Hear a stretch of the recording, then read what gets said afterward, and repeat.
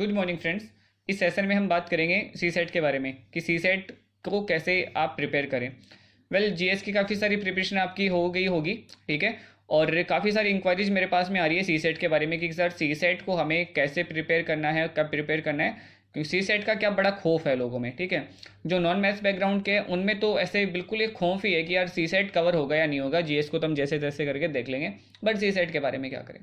यहाँ पे सारी बात करने वाले हैं सी सेट के बारे में, आपको कब तैयार करना है, ठीक है, आप इसको कब तो तैयार करें और इसको कैसे तैयार करें, हाउ और वैन के बारे में बात करेंगे, क्या अपनी स्ट्रेटजी होनी चाहिए जिससे हमारा सी सेट क्या क्वालिफाई हो जाए। ओके, क्योंकि ये क्वालिफाई नेचर का है लेकिन इसको इसकी इंपॉर्टेंस भी बहुत ज़्यादा है, क्योंकि अगर आपका सी सेट नहीं हुआ तो फिर आप क्या करोगे, जीएस में तो पहुंच ही नहीं पाओगे, तो आप प्रीलिम्स पास नहीं कर पाओगे अगर सी सेट क्वालिफाई नहीं किया तो।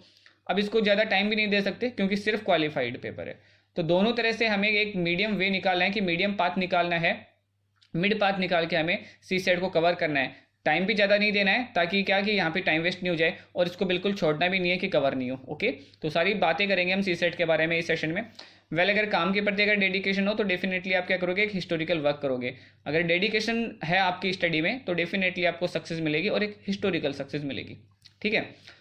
थैंक्स फॉर वॉचिंग, लाइक जरूर से करें आप यहाँ पे, और आप कमेंट सेक्शन में हमसे आपकी कोई इंक्वायरीज हैं वो आप और पूछ सकते हैं। अगर आपके कोई डाउट्स हैं तो हमें कमेंट सेक्शन में पूछ सकते हैं। ओके, क्या बात करेंगे देखो इस सेशन में हम सबसे पहले कि सी सेट क्या है। जो फ्रेशर्स हैं उनको अभी ये भी नहीं पता यार सी सेट क्या चीज़ होती है, ठीक है। तो सी सेट क्या है, प्रिपरेशन कैसे करेंगे हम सी सेट की, और कब करें, कैसे करें और कब करें, हाउ और व्हेन, इन चीज़ों के बारे में बात करेंगे कि कब करनी है, कौन से पार्ट पर फोकस करना है। देखो सी सेट क्या है, क्वालिफाई नेचर का है, ठीक है, और इसमें दो पार्ट्स हैं, तो हमें कौन से पार्ट पे ज़्यादा फोकस करना पड़ेगा ये देखेंगे, क्योंकि ऐसा भी नहीं कि हम इसको ज़्यादा टाइम दे दें और हमारा जीएस वाला पोर्शन रह जाए, और ऐसे भी नहीं होना चाहिए कि टाइम नहीं दें।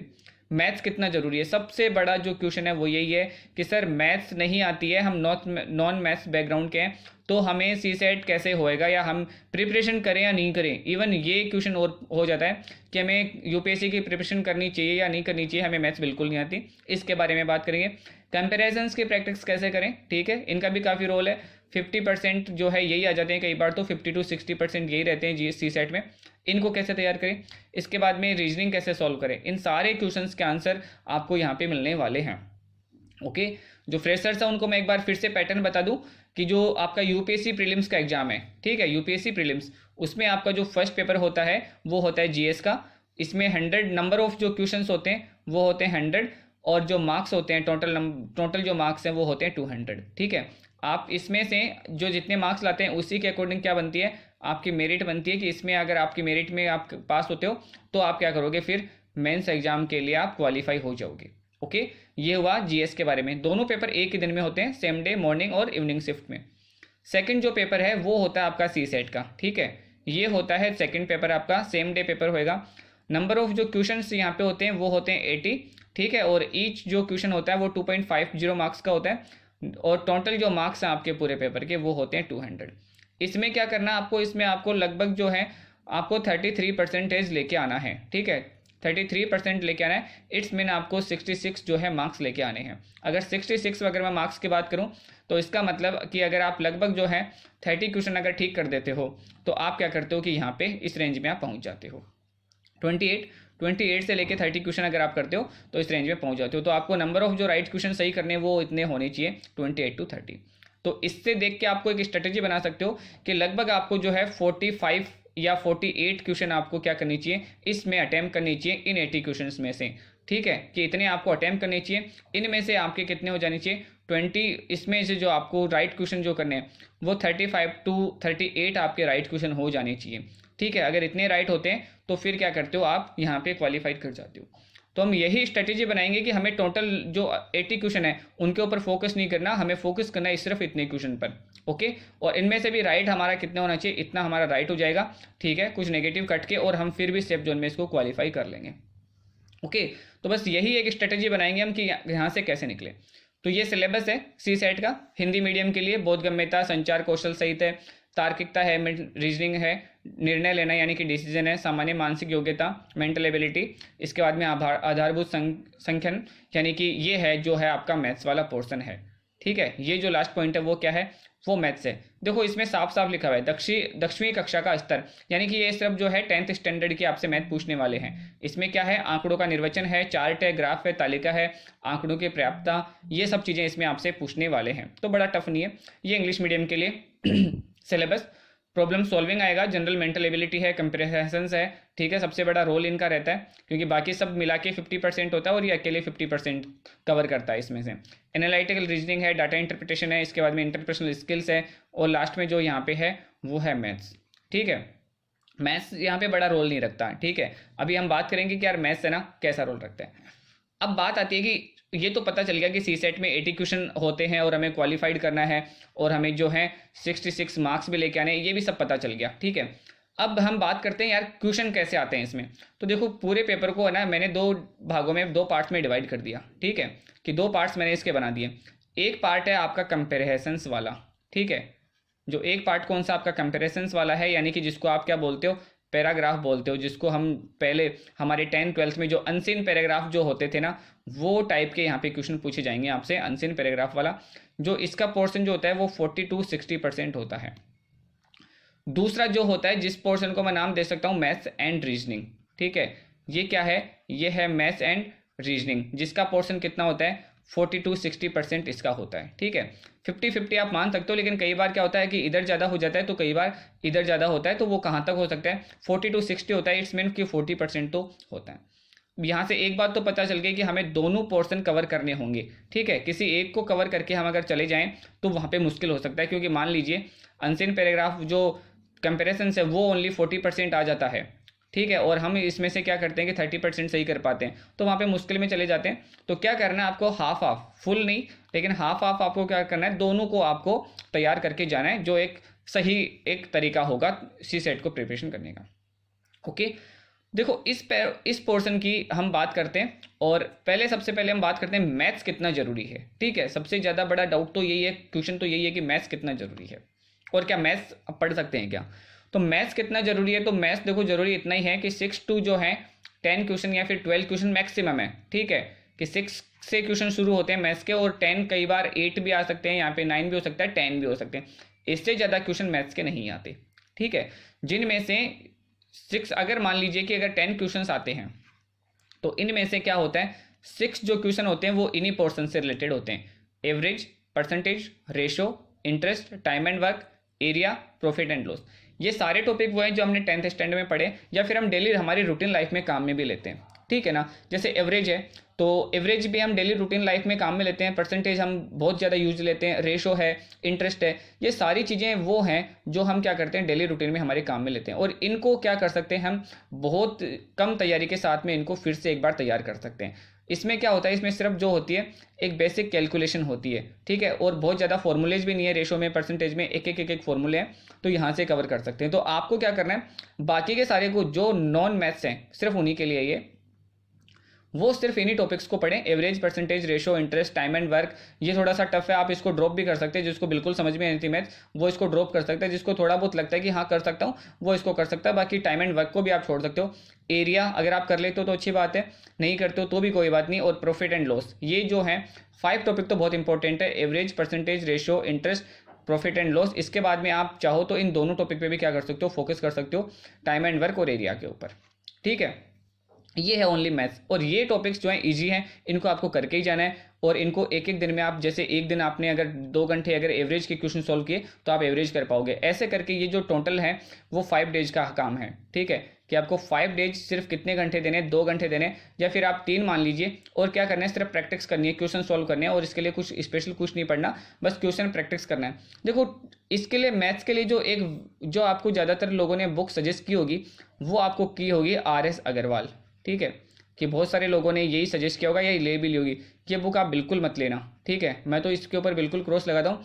ये जो बुक है वो SSC के लिए, SSC के मैथ्स बहुत स्टैंडर्ड मैथ होती है। ठीक है, बहुत ज़्यादा क्वेश्चन होते हैं, आपको क्वेश्चन समझ में नहीं आएगा। अगर आपने RS अग्रवाल से अगर शुरू कर दिया मैथ्स पढ़ना तो आपको लगेगा कि आपका मैथ्स तो कभी नहीं हो पाएगा। ठीक है, ये किसके लिए है, ये मैं उनके लिए कह रहा हूँ जो नॉन मैथ्स बैकग्राउंड वाले हैं। जिनका मैथ्स बैकग्राउंड है उनको तो समझ में आ जाएगा, लेकिन जिनका नॉन मैथ्स है उनको RS अग्रवाल से कभी समझ में नहीं आएगा। तो अब आप क्या करें, आपको सिर्फ NCERTs लेनी है, 6 to जो 10 NCERTs हैं वो ले लीजिए, और ये जो इनसे रिलेटेड जितने क्वेश्चन हैं आप उनको सॉल्व करने की कोशिश करिएगा, बहुत इजी वे में उनको समझाया गया है। या फिर अगर आप इतनी सारी NCERT नहीं लेते हैं तो कोई भी एक बुक ले लेना, ठीक है, मैथ्स की कोई भी बुक जिसमें आप ये टॉपिक्स हों, जिसमें जिसके सिलेबस में क्या हो ये टॉपिक्स समझाए गए हों। लेकिन RS अग्रवाल आपको बिल्कुल नहीं लेनी है, वो SSC के लिए है, ठीक है, और SSC का लेवल जो है मैथ्स का बहुत हाई लेवल होता है।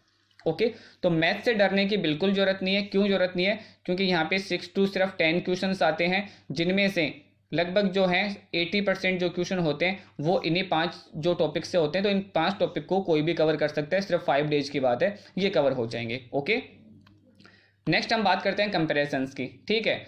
अब इनको कैसे सॉल्व किया जाए, क्योंकि ये भी एक बड़ी परेशानी है कंपेरिजन्स, और ठीक है, और ये आते कितने 42 जो हैं 60% जो क्वेश्चन है यहाँ से आते हैं, तो इनका भी बड़ा रोल है। ओके, तो पहले तो मैं आपको ये बताता हूँ कि इनकी प्रैक्टिस कैसे करें। देखिए, अभी आप क्या पढ़ते हैं न्यूज़पेपर में, जो एडिटोरियल पढ़ते हैं, ठीक है, तो जो एडिटोरियल आप पढ़ते हैं वहीं से कंपेरिजन्स बन के आते हैं। आजकल एक ट्रेंड चल पड़ा कि या तो देखो किस पे आएगा, एनवायरनमेंट के ऊपर, ठीक है, जो करंट में आता है, या फिर इकोलॉजी, एनवायरनमेंट, और इसके बाद में इकोनॉमिक्स, ठीक है, इन्हीं के ऊपर, या फिर जो है डेमोक्रेसी से रिलेटेड कुछ पॉलिटिकल इश्यूज हैं, ठीक है, इन्हीं से रिलेटेड क्या होते हैं, कंपेरिजन्स आते हैं। और ये कहाँ पे मिलेंगे आपको? ये सारे आपको मिलेंगे एडिटोरियल में। आप न्यूज़पेपर का एडिटोरियल, कोई भी आप अगर हिंदी मीडियम है तो हिंदी न्यूज़पेपर पढ़े, इंग्लिश मीडियम है तो इंग्लिश न्यूज़पेपर पढ़े, एडिटोरियल में से ही सारे कंपेरिजन्स जो हैं आपको मिल जाएंगे। अब आप इन एडिटोरियल तो रोज़ पढ़ते हो, लेकिन आपने कंपेरिजन्स की नज़र से कभी उनको पढ़ा नहीं। अब आपको थोड़ी सी क्या अपनी अप्रोच चेंज करनी है एडिटोरियल को पढ़ते समय। जब आप पढ़ रहे हो तो उसमें अगर कुछ दे रखा है कुछ लाइनों में, तो आपको क्या करना है कि इन लाइनों में से क्वेश्चन बनाने की कोशिश करनी है कि अगर ये कंपेरिजन्स होता, ये पैराग्राफ होता अगर मेरे एग्जाम में, तो नीचे इससे रिलेटेड क्या क्वेश्चन पूछता। जैसे मान लीजिए कि अभी मैं एक लाइन बोलता हूँ कि निष्पक्ष चुनाव जो हैं वो लोकतंत्र की जान होते हैं, और अगर लोकतंत्र को हमेशा बचाए रखना है तो फिर निष्पक्ष चुनावों की बहुत ज़रूरत होती है। ये मैंने एक लाइन बोली। अब आपको क्या करना है, इस लाइन का क्वेश्चन बनाना है कि अगर मान लीजिए यहाँ पे लिख रखा है तो इससे क्वेश्चन क्या बन सकता है। या फिर मैं पूछ सकता हूँ कि जो मैं कहने वाला था या और कहने वाला था उसका शीर्षक क्या हो सकता है, उसका टाइटल क्या हो सकता है, ठीक है।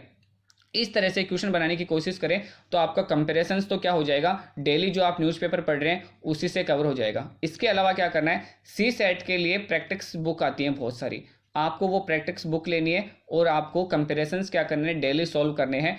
एक कंपेरिजन्स आप मिनिमम क्या करें, डेली देखें। इसमें आपको बहुत टाइम नहीं लगेगा, सिर्फ आपको जो है इसमें 10 to 15 मिनट हो सकता है आपको लगे, और 10 to 15 मिनट आप डेली इनको दें। एक तरह से ये इंटरटेन हो जाएगा आपका, ठीक है, कि GS से हटकर कुछ नया कर लेंगे, और आपको फिर CSAT को एक अलग टाइम भी नहीं देना पड़ेगा कि CSAT को आपको अलग से टाइम देना पड़ेगा।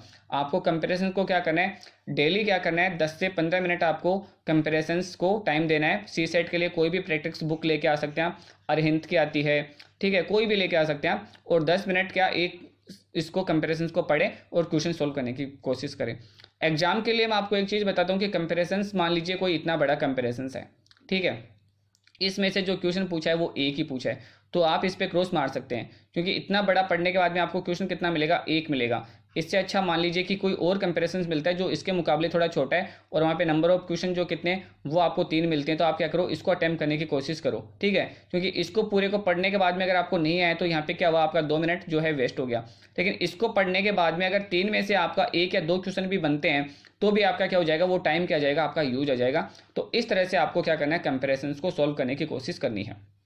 ओके, लाइक दैट कि देखो ये कंपेरिजन्स है, इसमें ये 2018 का जो है पेपर है CSAT वाला, जिसमें मैंने एक ही लिया यहाँ पे, जलवायु परिवर्तन का निवारण। तो देखो ये है क्लाइमेट से रिलेटेड है, ऐसे आर्टिकल्स आपको बहुत देखने को मिल जाते हैं। अब रीजनिंग के लिए देखो आपको क्या करना है, रीजनिंग के लिए देखो इस तरह के क्वेश्चंस की प्रैक्टिस आपको सबसे ज़्यादा करनी है जिसमें नंबर ऑफ क्वेश्चंस ज़्यादा हों। जैसे इसमें देखो कितने सारे क्वेश्चन है, 43, 44, 45, इसके बाद में तो नंबर ऑफ क्वेश्चंस इस जो है इस क्वेश्चन से कितने सारे आंसर देने हैं, आपको 5 आंसर देने हैं। तो अगर आपको इसको सॉल्व करने में, ठीक है, मान लीजिए कि 10 मिनट पे अगर लग जाते हैं तो भी आपको क्या मिल जाएगा, 10 मिनट में आपको 5 क्वेश्चन आपके सॉल्व हो जाएंगे। क्योंकि अगर एक भी क्वेश्चन इनमें अगर सही होता है तो फिर सारे के सारे क्वेश्चन सही होने के चांसेस ज़्यादा रहते हैं। तो इस तरीके के जो क्वेश्चंस हैं उनके ऊपर आप ज़्यादा फोकस करें, इनके आप ज़्यादा प्रैक्टिस करें, जहाँ पे नंबर ऑफ क्वेश्चंस ज़्यादा होते हैं। एक ही जो है आपको दिया जाता है, एक आपको सिचुएशन दी है, उसमें से नंबर ऑफ क्वेश्चंस आपसे ज़्यादा पूछते हैं।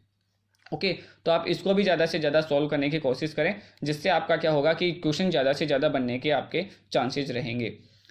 तो ये हुआ कि कंपैरिजंस को आपको रोज़ प्रैक्टिस करना है न्यूज़पेपर से, और आपको क्या करना है, सी सेट का एक प्रैक्टिस बुक लेके आना है जहाँ से सॉल्व करना है। इसके अलावा आपको रीजनिंग के लिए क्या करना है कि रीजनिंग के लिए कोई भी आप बुक ला सकते हो जिसमें है वर्बल रीजनिंग हो। ओके, जो आपके टॉपिक्स हैं, जो आपके टॉपिक्स यहाँ पे कवर करते हैं, वो आप लेके आएँ। रोज आपको प्रैक्टिस करनी है, लेकिन रीजनिंग की आपको प्रैक्टिस कर करनी है जब आपके पास में लास्ट में 3 मंथ्स हो, तब आपको रीजनिंग की प्रैक्टिस करनी है, अभी नहीं करनी है। अभी आपको जो प्रैक्टिस करनी है सी सेट के लिए वो कंपेरिजन्स की करनी है। ओके, पैराग्राफ्स की करनी है। लास्ट में जब आपको लगे कि अब मेरे पास में 3 महीने हैं, ठीक है, यानी कि मैं कहूँ कि आपका मार्च से आपको सी सेट की जो है रेस्ट ऑफ जो है पोर्शन की आपको तैयारी करना शुरू करना है। जिससे क्या हो जाएगा कि आप जो फॉर्मूलेज रीजनिंग के होते हैं और जो फॉर्मूलेज मैथ्स के होते हैं वो आपको रिसेंटली याद रहेंगे, और यहाँ पे आपके पास में 90 डेज रहेंगे। ठीक है, मैथ्स के बारे में अगर मैं कहूँ कि मैथ्स के बारे में, तो मैंने कहा कि यहाँ पे आपको 5 दिन देने हैं ओनली, और वो भी कितने घंटे देने हैं, 2 से 3 घंटे देने हैं। इसी तरह से आपको यहाँ पे क्या करना है, रीजनिंग को जो है आप 15 डेज आप दे सकते हैं। रीजनिंग को 15 डेज में आप क्या कर सकते हैं, 2 या 3 घंटे में कवर कर सकते हैं, जहाँ से ये क्वेश्चन बन सकते हैं। तो इस तरह से जो है सी सेट की आपकी तैयारी जो है 20 दिन में हो सकती है। इसके लिए ज़्यादा कुछ करने की जरूरत नहीं है। लेकिन फिर भी अगर आप क्या करते हैं कि 90 डेज पहले अगर स्टडी शुरू कर देते हैं सी सेट की, तो आपको यहाँ पर ज़्यादा से ज़्यादा क्या करना है, पेपर सॉल्व करने हैं सी सेट के, जिनसे आपकी ये जो है प्रैक्टिस में आ जाएगा। तो सी सेट से डरने की बिल्कुल ज़रूरत नहीं है। बहुत इजी तरीका है सी सेट को निकालने का, और वो क्या है, वो है प्रैक्टिस। और यहाँ पे एक चीज़ ध्यान दे लीजिए, आप फिर से मैं बताता हूँ कि 80 क्वेश्चन हैं आपके पास में, जिनमें से आपको जो अटेम्प्ट क्वेश्चन करने हैं वो 45 के नियर करने हैं। ठीक है, इनसे आप 42 कर सकते हो या फिर 47 कर सकते हो। और यहाँ पे इनमें से भी आपको जो है कुछ आपके क्वेश्चन रॉन्ग होके, और राइट कितना करना है आपको, 35 से 38 क्वेश्चन ही आपको राइट करने हैं। तो सी सेट को ज़्यादा टाइम देने की ज़रूरत नहीं है, लेकिन इसको छोड़ने की भी ज़रूरत नहीं है। इसलिए लास्ट के जो 90 डेज होंगे आपके पास में एग्जाम से पहले, यानी कि मार्च के बाद में, आपको सी सेट फोकस स्टडी करनी है, जिसमें आपको कंपेरिजन्स तो आप अभी भी आज से ही स्टडी शुरू कर दें एडिटोरियल की, और मैथ्स और रीजनिंग के लिए मैं पहले ही बता चुका हूँ। ओके, फिर भी कोई डाउट है तो आप मेरे को कमेंट सेक्शन में बिल्कुल लेना पूछ सकते हैं। थैंक यू, खुश रहिए।